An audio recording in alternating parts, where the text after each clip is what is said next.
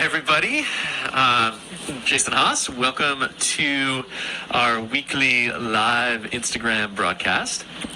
As we typically do, as I like to do, I want to start while people are joining us by giving a little bit of a tour of what's going on in the vineyard. And then I am very excited that I will be inviting Cesar Perrin to join us from Beaucastel. So stay tuned for that. It should be just in a couple of minutes. But while we wait for people to join, I want to show you a little bit of what I saw in my walk around the vineyard today. So the big thing that I want to show is how green it is. Normally this is the time of year where things start to turn gold in Paso Robles. You got the grasses drying out, things going to seed, you start to till things under. We have made the choice this year to leave a little more cover crop. We're trying to leave a little more habitat for a lot of the beneficial insects that are out there. So it's still, and we got some late rain in March and April. So it's still so green. It's kind of jungly out in the vineyard. Here's a close-up of some of that cover crop in the middle of the row. You see some of the purple flowers are vetch. You can see some of the sweet peas. Normally those are gone by April even, and we're in May and it's still green and growing. We are trying to get things tamed a little bit. This is a look north through Viognier block down to a low area down below. You can see we've cleaned up that low-lying area. You see some frost fans down there that we luckily haven't had to use. We're trying to leave as much of that cover crop and beneficial insect habitat as we can. We are also working on shoot thinning. We have so much growth on the vines so fast. We're trying to regulate it a little bit. But I feel like I need a drum roll for this, but the thing that we have started to see is flower clusters. That is always such a milestone for us. This is in Grenache, towards the top of one of the hills. So this is on the more advanced side for what we're seeing in the vineyard. There's still some of the later varieties like Cunoise and Mourvedre and Roussanne that are more not dormant, but not out to the point where there's flower clusters. But the tops of the hills and the early grapes like Grenache and Viognier and Vermentino, Grenache Blanc, this is what it looks like. In the cellar, we are getting ready to bottle. This is a stack of empty cases that we're going to be filling with wine on Friday. What are we putting in there? Well, two things. Two varietals, our Mourvedre from 2018 and our Grenache from 2018. These were wines that have been sitting, aging in foudre and barrel for the last year plus since we blended them last spring. We've put them into tanks so that we recombine everything. We don't want to bottle a whole bunch of slightly different lots based on what the barrels are like. So we're combining them into a stainless steel tank just this week, getting them prepped and getting them into bottle. And then next week, the plan is going to be to work on blending the 2019 reds. So I thought this is a kind of a cool photo. This is in our lab, looking at our lab window at some of the pipettes that we'll use to put the blends together. What will we be working with in those 2019 blends? Well, lots of stuff. We've got barrels of all of the red varieties that we work with, but there's one that I'm particularly excited for. It'll be the first year that we have Senso. So we'll have a few new things. We have Senso, we have Vacarez, which is also new. So we're going to have some new fun tools in the toolbox to play with. But we'll see how that plays out. And as is usually true, we'll start by evaluating the lots variety by variety, and eventually over the course of next week, build the first blends starting at the top. Start with the Panoply and Angoublé and Le Complice and Esprit, and then work our way down through the varietals and through the blends. So we'll see where this takes us. So we normally we would have Cesar Perrin here to work with us on the blending. He's not coming this year because obvious reasons. Nobody's traveling internationally. But I'm excited to have him join us and talk a little bit about what they're working on and talk a little bit about his experiences here at Tablas Creek. So, hey. Hello. Cesar. How are you? Good. You Excellent. too. Good. So, why don't you talk a little bit about what, if you would, about what you're doing now in France? What do things look like in France during the coronavirus? During this is the beginning of the farming season and the blending season and everything else. Those don't stop, no matter what. Yeah. It's true. The wine and the vine still growing pretty fast. In the vineyard, we are still doing all the job. We just start the first spray of the year. The last few days, and we just continue. We have a great team in all family Perrin cellar, and we continue. We are going to do the bottling of the Coudoulet 2018. That is pretty good for us. And after we'll follow with the Beaucastel 2018 and the White 2019. And in the vineyard, everybody is here. Everybody is separate, one row by one row. And we try to continue because it's kind of crazy time for us. We never see that. Nobody sees that before. And so we try to grow the vine as we can. And it's kind of strange, but we will have to continue.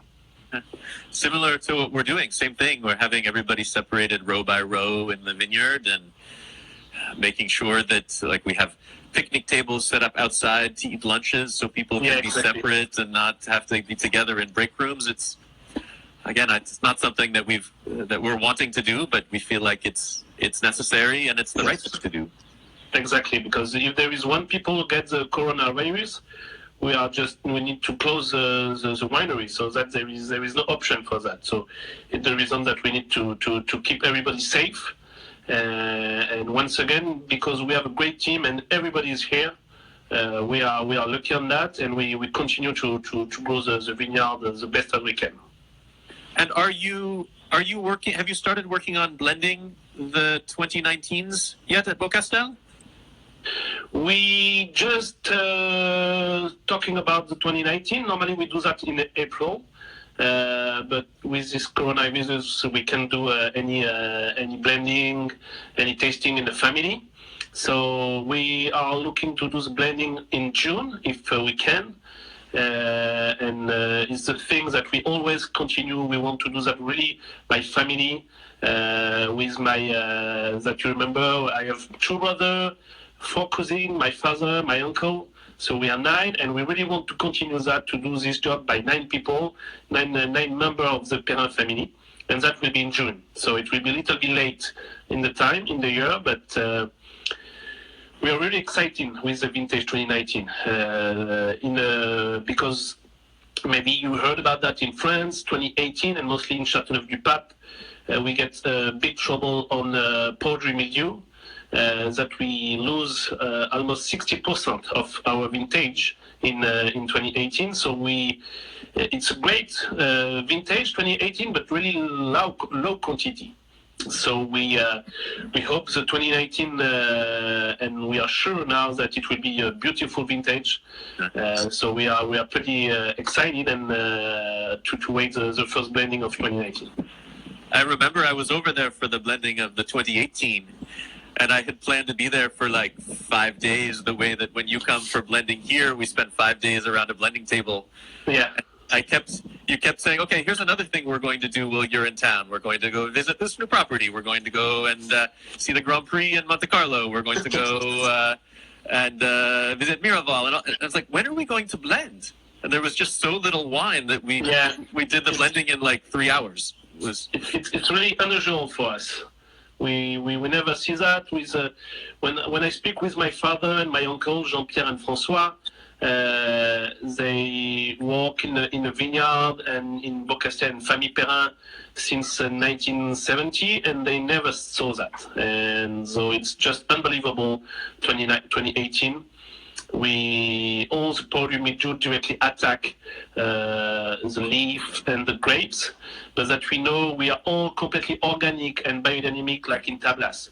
So there is no option for us. If we lose, you lose. There is no possibility to save the crop.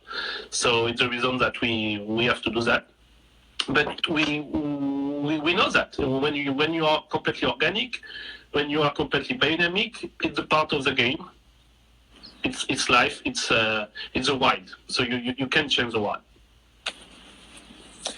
And so far, what's the character like of the 2019s from what you've tasted? But the 2019, it's kind of when I speak also with my parents, with my father and my grandfather, my father and my uncle. Sorry, they say that it's similar of 1990. So it's kind of pretty dense, a lot of complexity, kind of fresh, easy to drink already, because you know that we have a lot of percentage of Mourvèdre, so we get a late summer, and the Mourvèdre is just unbelievable. We're still growing and blending all the 13 grapes that we have in Beaucastel, and we are pretty excited because all is really balanced. So it's kind of also pretty exciting to taste. Cool. I realize I probably should, for the people who are watching this who are maybe a little less familiar with Beaucastel, do you want to give a quick 3-minute kind of history of Beaucastel and your family there on that piece of land? Sure, for sure. So Beaucastel, it's a long history, starting 1909. So we are in southeast of France. So we are completely to the opposite of Paris, which is completely north of France. And Beaucastel, it's a family history. That I told you, I'm the 5th generation now of the family. So that I told you I'm not alone. We are nine members of the family. And there is 3 important dates. 1950, we are completely organic. That is the most important thing in all the vineyards, so it was really pretty young at this time. 1974, we are completely biodynamic, and that is very important also when you grow the vineyard. It's really it's way more better for the wild, for everything in the vineyard. That is the two important dates. And the last thing, we are now the only winery in Châteauneuf-du-Pape to blend all the 13 grapes in our cuvée. And I'm drinking right now a Beaucastel 2015 that you see, and that is perfect time to open Beaucastel after 5-6 years, and with all the 13 grapes. So I'm sure everybody know all the 13 grapes. So there is 8 red grapes and 5 white grapes. And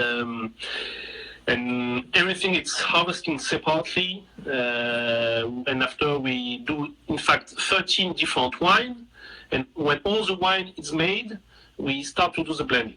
So that is the most important thing, because in all the 13 grapes, there is some grapes that you pick up early, some grapes that you pick up really late, that you know, but it's a kind of a big winery, because we are on Beaucastel. It's 100 hectares, 70% of Châteauneuf-du-Pape, 30% of Côte-du-Rhône, and that it's pretty unique because it's just one plot of 100 hectares. So in France, it's kind of unique.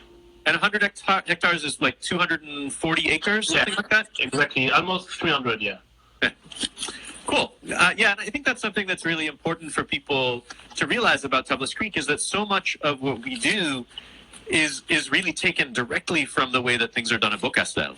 And one of the things that I'm most excited about for the blending this year is that we now have all of the Châteauneuf grapes from Beaucastel except one.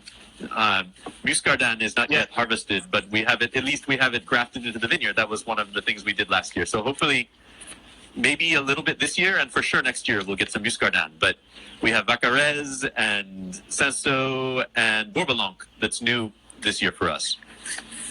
What should we expect from those three new grapes? How would you describe them to people? In fact, mostly with the Muscardin. Now, Muscardin in the Beaucastel, it's representing 3-4%. So it's not really important, but we call that the salt and pepper. You can have a beautiful dish, a beautiful piece of meat, a beautiful piece of fish, or just vegetable. You just have to bring a little bit of salt and a little bit of pepper, just to be completely balanced. And that it's exactly the typical sign of the Muscardin, and all the small grapes like Bourboulin and Claret, and not Claret, Picpoul, Picardin. Small grapes, just few percent, but you always needed to bring the harmony of the wine, and that it's unique. Sure, when you think 2, 3, 4%, it's nothing, but you have to. It's something. It's part of the magic blend. Cool. Okay. Excellent. Let's answer a few of the questions that people have, that people sent in advance. So one of the questions was, do you have a favorite vintage at Beaucastel? Either, and maybe two parts, a favorite vintage that you've worked there in terms of the way that the vintage has played out or what you've seen, and then a favorite vintage in the cellar to drink. So a vintage, because I start with the family in 2012, so it's almost 10 years now, and I would like to say 20. It's difficult. And 2016, it was a beautiful vintage, completely powerful, full body. You can drink now, you can age. And that it's kind of unique for that, because it's you can open anytime. It's just unbelievable.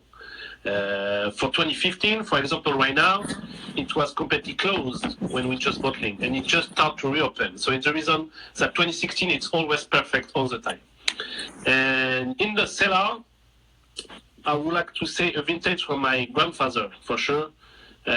Because we are lucky on that. We have some few vintage of Cesar Perrin, and mostly in the wine, it's all the story about transmission about your family. And in fact, we are pretty lucky today to do this job, because we work with the vine who was planted by our grandfather.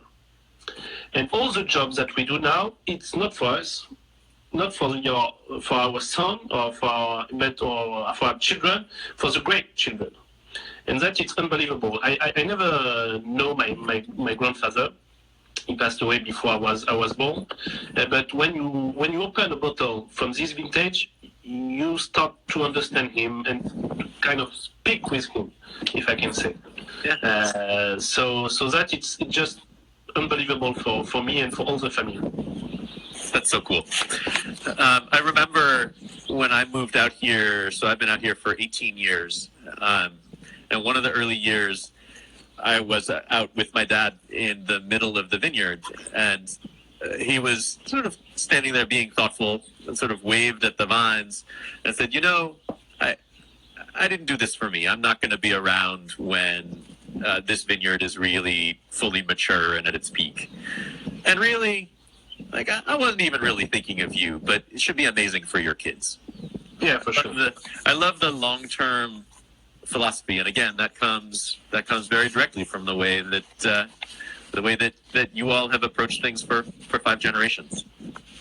Yeah, and, in a wine and in every family business, normally you say the first generation worked pretty hard, the second generation enjoy the work of the first generation, and the third generation just sold everything. So if you can do more than 3 generations, normally it's forever, because you know that you are lucky to be part of this family story. Cool.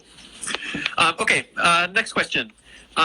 Talk a little bit about the work that you did in other countries, getting ready to go back and rejoin the family business. You speak about the sales or No, I mean I know you worked. You spent a harvest, a couple of harvests here. You spent a harvest yourself. Okay, for myself. Okay, sorry. Yeah, so in fact, I do all my study in Burgundy. I was in Beaune, and after my study in Burgundy, I started to do some different training in Burgundy. I was in La Romanée-Conti in Burgundy, and after I go in Bordeaux, and I decided to go in different parts of the world. I start for sure to be in Tablas Creek, and after I've been in Argentina with Catena Zapata. I was based in Mendoza. That was kind of completely different because Catena Zapata, it's a big winery. It was working 24 hours by 24 hours, but the wine is just unbelievable. And after I go back in the US, I was working at Ridge with Paul Draper and mostly John Olney in Montebello. And after I come back to Tablas Creek, that was in 2011. And after Tablas Creek, I come back to France. I do a small trip in South Africa at was a small winery called De Trafford. I don't know exactly. It's close to Stellenbosch, and but I was pretty lucky to visit all these different kind of country because you learn more. For sure, wine it's the same everywhere, but how to grow, how to age, how to taste, it's completely different from different country. There is no truth. There is no real thing. Everything is different. Everything is different emotion also. So that was the most important thing, is to feel different way to make the best wine. Cool. Do you have a favorite grape to work with, either in the vineyard or in the cellar? There is one grapes that we love, that it's for us, that is the Mourvèdre. The Mourvèdre, it's our genetic, it's our DNA, you know. And my grandfather loved Mourvèdre. It's the reason that in Beaucastel now we are more than 30% Mourvèdre in the blend. That is pretty unique for us in Châteauneuf-du-Pape. Normally, Châteauneuf-du-Pape, 3,000 hectares, 3,000 hectares for 300 winery. And mostly of the winery are mostly based on Grenache. Beaucastel, it's mostly based on Mourvèdre and Grenache. And that it's the reason that Mourvèdre, normally it's from Tempiers, so it's completely southeast of France, close to the Mediterranean Sea. Right, the appellation is Bandol for people who... Exactly, the domaine Bandol, and all the grapes, all the vine, all the Mourvèdre that we have in Beaucastel come from domaine Tempiers in Bandol. And I should say that the vines at Tablas Creek, which come from Beaucastel, come from So they come from... So it's exactly. the grandchildren. Exactly. And my grandfather Jacques and Lucien Perrault from Domaine Tempiers was in the same school. It's the reason that they get a pretty good connection together, and it's the reason that they start to planting some Mourvèdre in Beaucastel. So it's the reason it's kind of my best grapes to work in the cellar now. And it's worth people knowing that it was really to grow Mourvèdre that was the reason that we picked our spot here in Paso Robles. If you look at the places that your dad and your uncle and my dad were looking in California, they looked at lots of different places that could have done well with Syrah and Grenache, but felt that Paso Robles, with the really long growing season and the heat from the protection that we get from the Santa Lucia mountain range, was going to be the best place to ripen Mourvèdre. So that's why we're here, and not one of the dozens of other places they looked at in the 4 years that they were looking. Okay. Is there a variety or type of wine that you would like to work with that you haven't done yet?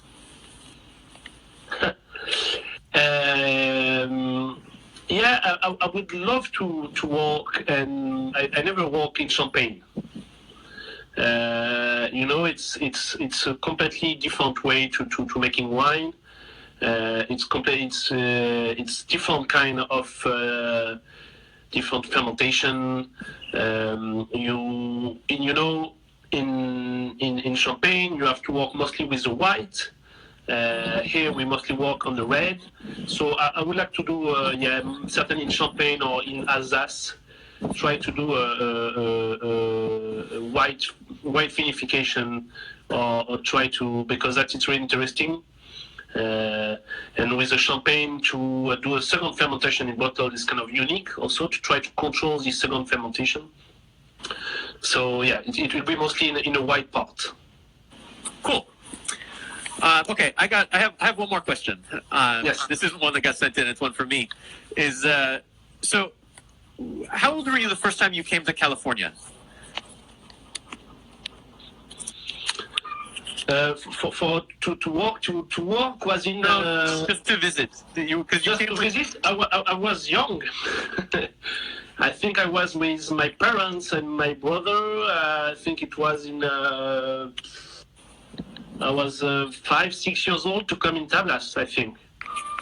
Did my parents try to serve you a root beer float on the visit? Maybe I don't remember. Because my mom said that she remembers on that first visit. I don't know if you were part of this dinner or not. That everybody went. They wanted a real Western experience, and so took you and your parents and your brother to AJ Spurs, which is Yes. this kind of classic old Western restaurant in Templeton. Okay. And the meal comes with a root beer float at the end of it, any meal that you get. But root beer apparently tastes like a common childhood medicine in France. And so she said that the whole Perrin family thought that they were being poisoned by the root beer float, which Maybe I don't remember this story, but it's a funny story. But it's not impossible, you know. But I should ask to my father. I'm sure it will remember that. cool. Okay. Anything else that you would like to add, like to tell everybody before we finish up? I just hope that everybody is in a good shape, and that is the most important thing. Stay at home, drink wine. There is nothing else to do. And I hope to come soon in Tablas in California to see all the team. I know I know normally at this time that you say in the beginning of the video I should be with you at this time. But it's life. I hope next year I will be here, because it's always a good time to be in your country in Tablas, and I hope to see you there soon. I feel exactly the same way. I feel I'm missing my springtime trip to France right now. So, so stay safe over there. And I can't wait to try the 2019 that you're working on, and can't wait to show you the 2019 that we're going to put together next week. Perfect. Okay, so again, thank you everybody, everybody who has watched this broadcast. We will be back next week at this time. I have invited Tommy Oldry, who got the beginnings of his wine career here at Tablas Creek, who is our national sales manager for a long time, and has since moved on to be a manager at Vineyard Brands and marketing our wines and the Perrin wines around the country. So he'll jump in to give his perspective, but grateful for all of the support and all of the feedback, and everybody who joined us today. So thank you, Cesar. Thank you, everyone. Thank you, Stay safe out Jason. there, and we hope to see you soon. Thank you. Cheers. Cheers. Cheers. Bye-bye.